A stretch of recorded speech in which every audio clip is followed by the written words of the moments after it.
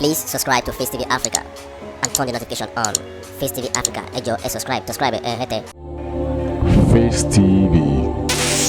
was Swoby. Ẹ̀yin fáǹsì mi, if EFCC never carry one pass ọ̀kan náà kẹ́ ọ̀kan ràn lẹ́wọ̀n àwọn pásọ̀ olè yẹn ò ní gbọ́n ó ti yẹ yín ẹ̀ ń taṣọ they sell wedding gown hey say na him go make people children go no book for school ṣé yẹn lè máa fi sanwó school wọn see this man o hungry dey catch Nigeria you no fit pray for Nigeria you no fit fire Holy Ghost fire pour water on Nigeria dey catch fire you no fit drop down man you dey sell cloth if EFCC never jail one pastor like this wey dey scam people jẹ́ ká mọ̀ ọ̀nà ọlọ́run gan mọ́ kí ló ṣẹlẹ̀ I only believe in ṣẹlẹ̀ àwọn pastor tó ń ba pastor jẹ ẹ wo ẹ respect àwọn pastor ṣẹlẹ̀ o rẹ máa ń ba àwọn pastor jẹ o ló ti yẹ yín bí akọ́dẹ̀ ṣe ń jẹ òkè àwọn alàgbà àwọn alàgbà ni wọ́n wà ní ṣẹlẹ̀ àwọn alàgbà ni wọ́n wà ní Kerubu ẹ respect àwọn alàgbà o bó bá ti jẹ́ ẹ tí borúkọ pastor jẹ ó yẹ. Kerubu rí àńlá o even though you go to ṣẹlẹ̀ you no go fit become a ṣẹlẹ̀ gbogbo aṣàánú lọ́wọ́ ṣẹlẹ̀ èmi ò go ṣẹlẹ̀ ṣẹ̀ ọlọ́sẹ̀ ẹ̀yin bá ń sinmi I only believe in ṣẹlẹ̀ and Kerubu I no believe in aláṣọ ara o scam ni àwọn aláṣọ ara ìyẹn ọ̀tọ̀ ẹ̀yin tó kò mí bábà kó sọ́rí o see when you go to ṣẹlẹ̀ wàá gba confirmation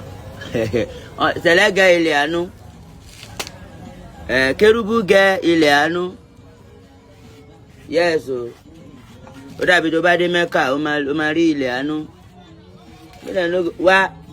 ibo ló ti rí pásọ̀ ṣẹlẹ̀ tó máa rí tó máa gun Lambo máa gun oríṣiríṣi mọ́tò oríṣiríṣi gbogbo ẹ̀ àwọn ọmọ ọjọ́ ló máa ń kó mọ́tò wá ṣẹlẹ̀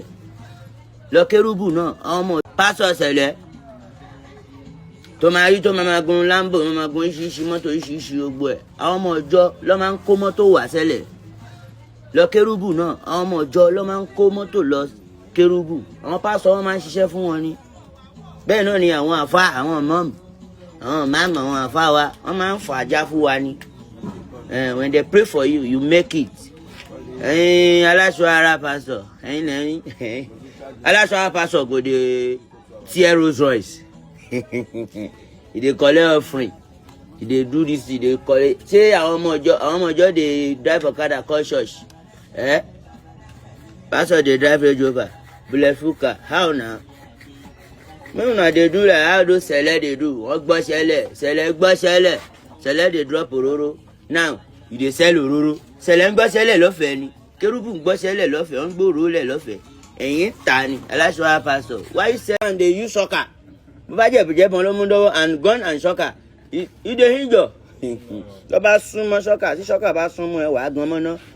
na even Jesus no use soccer o Jesus no use soccer ọlọ́run oya Jesus no sell òróró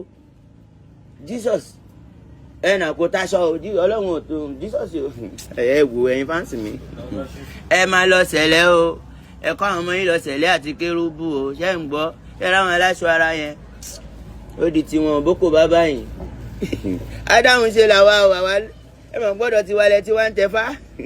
ẹ mọ̀ gbọ́dọ̀ ti wálẹ̀ tí wọ́n ń bọ Ògún lẹ́ ń bọ Bàtálá ẹ mọ̀ pé ẹ má lọ gbọ́mọ bàfọ́ sun ẹ mọ̀ pé fá ló lọ sun wọn ń gbé gẹ̀ẹ́sì o àtàláṣọ ara àti Kerubu àti ṣẹlẹ̀ àtàfà adáhùn ṣe làwa o bọ̀ àyànnàná ẹ̀ ní àyànnàná ẹ̀ pé tẹ́bá fẹ́ lọ ibi tó yẹ kẹ́ ẹ lọ no me go. Please subscribe to Facetv Africa and turn the notification on. Facetv Africa, ẹ jọ̀ọ́, subscribe, hete. Face TV was Swoby.